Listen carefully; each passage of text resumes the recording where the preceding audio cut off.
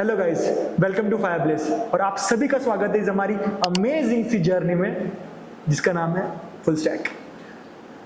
Last video तक जो चीज़ें हमने देखी वो थी एक इंट्रोडक्शन अबाउट फुल स्टैक, यानी फ्रंट एंड बैक एंड चीज़ें डेप्थ में कैसे होती है और लैंग्वेजेस हम लोग कौन सी यूज़ करने वाले हैं, जो कि हमने सीखी थी HTML, CSS, JavaScript, react, express, node and MongoDB.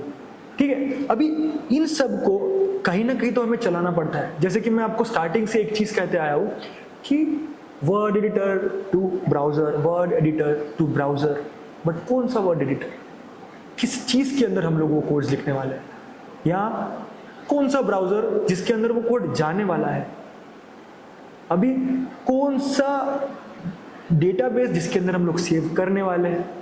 ये सारी टेक्नोलॉजीज भी तो जाननी पड़ेगी। उसका एक पूरा रोड मैप है जिसके अंदर हम लोग हमारा पूरा का पूरा टेक्नोलॉजीज देखेंगे। जैसे कि आपको सब लोगों को पता है कि हमारे जो लैंग्वेज हम लोग यूज करने वाले हैं वो है HTML, CSS एंड जावास्क्रिप्ट। ठीक है, इसमें जावास्क्रिप्ट की लाइब्रेरी जो होगी वो होगी रिएक्ट। ठीक है, और मोस्ट पॉपुलर जो यूज्ड होने वाली लाइब्रेरी है दैट इज एन रिएक्ट। अभी एक ही स्टैक, ऐसा जरूरी नहीं कि सिर्फ एक ही स्टैक हो जो काम है। एक Vue.js भी होता है एंड एक AngularJS भी होता है। एक अल्टरनेटिव्स जो हम लोग रिएक्ट के अलावा यूज करते हैं अलग स्टैक्स में। ठीक है, अभी अगर हमें CSS को भी यूज करना है तो उसके भी कुछ टूल्स हो गए, कुछ अलग टेक्नोलॉजीज होगी जो हम लोग नॉर्मली यूज करेंगे। वो होगा बूटस्ट्रैप। अगर हम लोग ऐसा भी कह सकते हैं कि बूटस्ट्रैप कोई टेक्नोलॉजी नहीं है। अगर जैसे हमने देखे कि रिएक्ट जब हम लोग कर रहे हैं, React.js जब भी हम लोग यूज कर रहे हैं तो ऑफकोर्स जावास्क्रिप्ट की चीजें आसान बनाने के लिए कर रहे हैं। अभी जो चीज आसान बना रही है हमारे जावास्क्रिप्ट की चीज़ों को, उसको हम लोग अगर रिएक्ट बोल रहे हैं और जिसको हम लोग लाइब्रेरी बोल रहे हैं, तो ऐसा भी तो होता होगा कि CSS की भी कोई लाइब्रेरी हो जो CSS के काम को आसान बनाती हो, दैट इज बूटस्ट्रैप। बूटस्ट्रैप एक हमारा एक और मॉडल है जो हम लोग यूज करेंगे हमारी इस छोटी सी जर्नी में। ठीक है, बूटस्ट्रैप क्या करता है कि CSS जब भी हम लोग लिखते हैं उन चीज़ों को और आसान बनाने में मदद करते हैं। हमारी सारी चीज़ें जो हमें बनानी पड़ती है, जैसे बटन्स को स्टाइल्स देना पड़ता है, या एक नैव बार एक क्रिएट करना पड़ता है, या फिर एक कोई चीज़ें हमें क्रिएट करनी पड़ती है। अगर आप पूरा का पूरा वेब पेज देखो तो कोई कार्ड्स रहेंगे वहाँ पे, या फिर अगर आप कोई अपना एक सोशल मीडिया प्लेटफॉर्म खोलो तो जहाँ आपके फोटोज़ रहते हैं लाइन बाय लाइन, या फिर 1 2 3 ऐसे फोटोज़ रहते हैं, वो सारी चीज़ें हमें प्री डिफाइंडली हमें मिल जाती है हमारे बूटस्ट्रैप की मदद से। वहाँ पे वो सारी की सारी चीज़ें ऑलरेडी मेंशन होती है। वो सारी की सारी चीज़ें वहाँ से उठा के हमें सिर्फ हमारे वेबसाइट के अंदर पेस्ट कर देनी होती है। इन अदर हैंड हम लोग ये भी बोल सकते हैं कि बूटस्ट्रैप हमारे CSS की लाइब्रेरी है। ठीक है, अब आते हैं हमारी टेक्नोलॉजीज पे। हम लोग हमारे जो वर्ड्स है, जो भी हमारे कोड्स है, उसको कोई ना कोई तो वर्ड एडिटर लगेगा। ठीक है, अगर वर्ड एडिटर के हम लोग अगर एग्जाम्पल पे जाए, वर्ड एडिटर के एग्जाम्पल पे अगर हम लोग जाए तो notepad is also word editor.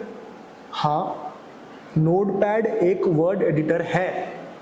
क्यों? क्योंकि उसके अंदर हम लोग कोड लिख सकते हैं, बस उसको एक्सटेंशन वाइज बराबर सेव करना पड़ेगा और उसका कोड भी चलेगा, बट उससे हमारे कोड की कॉम्प्लिकेशंस बहुत ज़्यादा बढ़ जाएगी। कोड इतना ज़्यादा कॉम्प्लिकेट हो जाएगा कि आपको पता ही नहीं चलेगा कि आप कब उससे बाहर हो गए या फिर कब आपने वो कोड छोड़ दिया।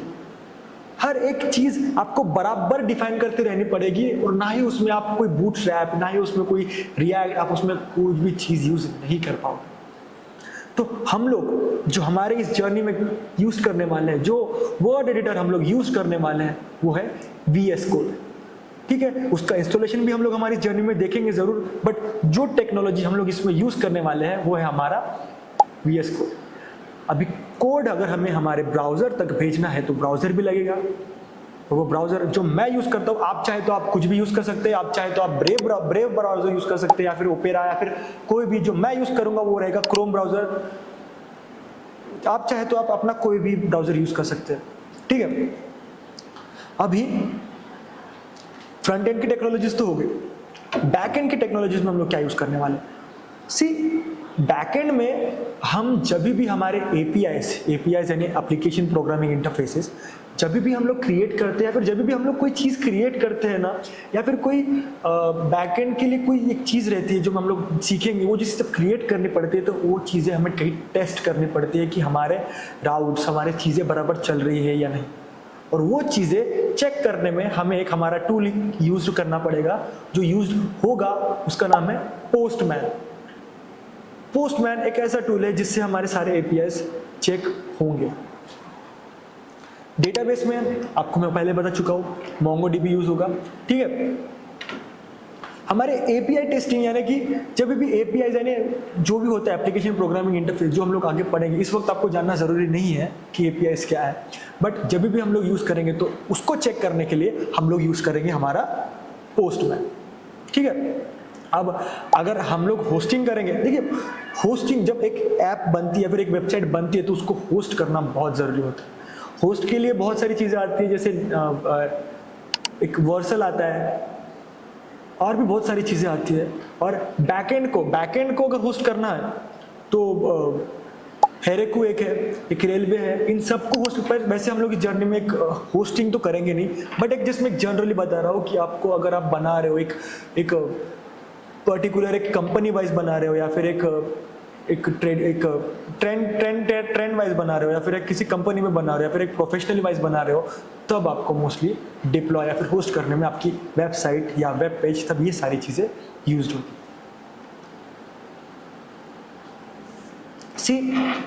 सबसे मेन इंपॉर्टेंट चीज़, जब भी आप कोडिंग करोगे तो कोडिंग में कभी भी गैप नहीं आनी चाहिए। अगर आप 1 दिन या 2 दिन का गैप देने के बाद अगर आप अपनी कोडिंग फिर से स्टार्ट कर रहे हैं, तो वो 2 दिन की गैप इतनी ज़्यादा हो जाती है कि आप भूल जाएंगे कि आपने पहले क्या पढ़ा था। मैं अपने एक्सपीरियंस से बता सकता हूँ, बस इतना बोलूँगा कि कोडिंग में गैप नहीं गिरनी चाहिए, ठीक है। मिलते हैं हमारे नेक्स्ट वीडियो में, देखेंगे कि HTML आखिर यूज़ कैसे होता है। नेक्स्ट वीडियो से हम लोग देखेंगे हमारे कोडिंग कैसे यूज़ होती है। नेक्स्ट वीडियो में हम लोग हमारा इंस्टॉलेशन भी देखेंगे कि इंस्टॉल किया कैसे जाता है। तो बने रहिए हमारे साथ। Thank you.